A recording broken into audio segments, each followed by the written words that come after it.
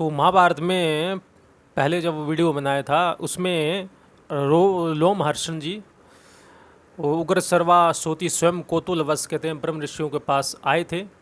तो ब्रह्म ऋषि आदि ने उनको आसन दिया, उनको पूजा की। तो उस समय कहते हैं कि नैमिषारण्यवासियों के आश्रम में पधारे हुए उन उग्र सर्वा को उनके चित्त विचित्र कथाएं सुनने के लिए सब तपस्वियों ने वहीं घेर लिया। शौनकादि ऋषि जो है एक ऐसे ऋषि है जो भगवत कथा में निरंतर लीन रहते हैं। उनकी ये सुनने की जिज्ञासा रहती है कि कहाँ कब सूत जाएं और हम कथा सुने उनके मुख से। कहते हैं उग्र सर्वा ने पहले हाथ जोड़कर उन सभी मुनियों को अभिवादन किया। देखो एक खासियत ये होती है कि श्रोता बैठा है और वक्ता, तो वक्ता को भी श्रोता को प्रणाम करना चाहिए, क्योंकि जो भाव अगर कोई वक्ता बोलता है, अगर कोई हमारे अंदर कोई भाव आता है, वो वक्ता के अंदर कोई भाव आता है तो वो श्रोता के कारण ही आता है। अब वक्ता बैठा है अकेला और श्रोता नहीं है तो वो भाव निकलेगा नहीं उसका। तो भाव निकलने में मदद कौन करता है? श्रोता करता है। तो ऐसा नहीं ऊंचे बैठने से आप ऊंचे हो जाते हैं या आसन पे। तो यहाँ पे देखो उग्र सर्वा ने पहले हाथ जोड़कर उन सभी मुनियों को अभिवादन किया। अभिवाद्य मुनिस्तांस्तु सर्वाने से कृतांजलि ही, हाथ जोड़कर प्रणाम किया। आदि पर्व में आता है पहले अध्याय का चौथा श्लोक में।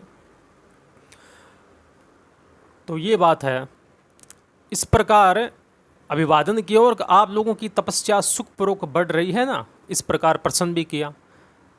उन सत्पुरुषों ने भी उग्र सर्वाजी का भलीभांति स्वागत सत्कार किया। कहते हैं इसके बाद जब सभी तपस्वी अपने अपने आसन पर विराजमान हो गए तो उसमें लोमहर्षण पुत्र उग्र सर्वाजी ने उनके बताए हुए आसन को विनयपूर्वक ग्रहण किया। इससे पहले उनके जो पिता थे वो कथा आदि सुनाए करते थे, उग्र सर्वाजी, ये लोमहर्षण के पुत्र उग्र सर्वाजी। कहते हैं तत्पश्चात देखकर उग्र सर्वाजी तखावट से रहित होकर आराम से बैठे हुए थे।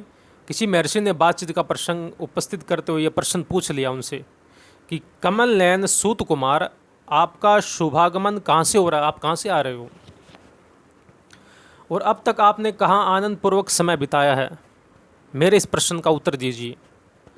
काले कमल पत्राक्ष संसेत पृच्छतो मम। तो उग्र सर्वा एक कुशल वक्ता थे। इस प्रकार प्रश्न किए जाने पर शुद्ध अंतकरण वाले मुनियों की उस विशाल सभा में ऋषियों तथा राजाओं से संबंध रखने वाली उत्तम एवं यथार्थ कथा वो कहने लगे। आता है सोतिरोवाच, जन्मे जयस्य राजर्षि सर्वक्षत्रे महात्मन। उग्र सर्वाजी ने कहा कि महर्षियों, चक्रवर्ती सम्राट महात्मा राजर्षि परीक्षित नंदन जन्मे के सर्पयज्ञ में उन्हीं के पास वैशंपायन जी ने श्री कृष्ण द्वैपायन व्यास जी के द्वारा निर्मित परम पुण्यमयी चित्र विचित्र अर्थ से युक्त महाभारत की जो विविध कथाएं विधि पूर्वक कही है, उन्हें सुनकर मैं आ रहा हूँ। ये जो कथाएं हैं, देखो यहाँ पे महर्षियों को उग्र सर्वाजी ने कहा है कि महाभारत की जो है पुण्यमय कथा है। सुपुण्या विविधा कथा, सुपुण्या विविधा कथा, आदि पर्व प्रथमा अध्याय श्लोक संख्या 10 में। तो ये जो कथा है, महाभारत की कथा है, सुपुण्या विविधा कथा, बहुत पुण्यमय कथाएं हैं ये।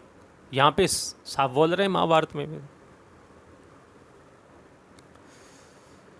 कहते हैं आगे उग्र सर्वाजी कहते हैं, मैं बहुत से तीर्थों और धामों की यात्रा करता हुआ ब्राह्मणों के द्वारा सेवित उस परम पुण्य में समंत पंचक क्षेत्र कुरुक्षेत्र के देश में गया। वहाँ पहले कौरव पांडव और अन्य सब राजाओं के साथ युद्ध हुआ था।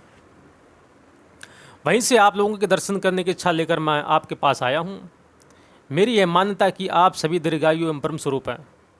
ब्राह्मणों, इस यज्ञ में सम्मिलित आप सभी ब्राह्मण महात्मा बड़े भाग्यशाली हैं, सूर्य एवं अग्नि के समान तेजस्वी हैं। तो उस समय के ये सभी जो है स्नान, संध्या वंदन, जप और अग्निहोत्र आदि करके शुद्ध हो अपने अपने आसन पर कहते हैं विराजमान थे। और आज्ञा कीजिए मैं आप लोगों को क्या सुनाऊं। योगेश्वर शर्मा जी सूता जी को कह रहे हैं कि आज्ञा दीजिए, मैं आपको क्या सुनाऊं। मैं आप लोगों को धर्म और अर्थ से गूढ़ रहस्य से युक्त अंतःकरण को शुद्ध करने वाली भिन्न भिन्न पुराणों की कथा सुनाऊं, अथवा उदार चरित मानुभाव ऋषियों एवं सम्राट के पवित्र इतिहास। तो ऋषियों ने कहा, उग्र सर्वाजी, परम ऋषि श्री कृष्ण देवपाय ने जिस प्राचीन इतिहास रूप पुराण का वर्णन किया है, कहते हैं, और देवताओं और ऋषियों ने अपने अपने लोक में श्रवण करके जिनकी बुरी बुरी प्रशंसा की है, जो आख्यानों में सर्वश्रेष्ठ है, जिनका एक एक पद वाक्य विचित्र शब्द विन्यास रमणीय तथा अर्थ से परिपूर्ण है, जिसमें आत्मा परमात्मा के सूक्ष्म स्वरूप का निर्णय उनके अनुभव के लिए अनुकूल युक्तियाँ भरी हुई है और संपूर्ण वेदों के तात्पर्य अनुकूल अर्थ से अलंकृत है, उस भारत इतिहास की परम पुण्यमयी ग्रंथ के गुप्त भाव को स्पष्ट करने वाली पदों वाक्यों की व्युत्पत्ति से युक्त सब शास्त्रों के अभिप्राय के अनुकूल तथा उनसे समर्थित जो अद्भुत कर्मा व्यास की संगीता है, उसे हम सुनना चाहते हैं। अवश्य वे चारों वेदों से अर्थों से भरी हुई तथा पुण्य स्वरूप है, पाप और भय का नाश करने वाली है। भगवान वेदव्यास जी आज्ञा से राजा जन्मे के यज्ञ में प्रसिद्ध ऋषि वैशंपायन ने आनंद भरकर भली भांति इसका निरूपण किया है।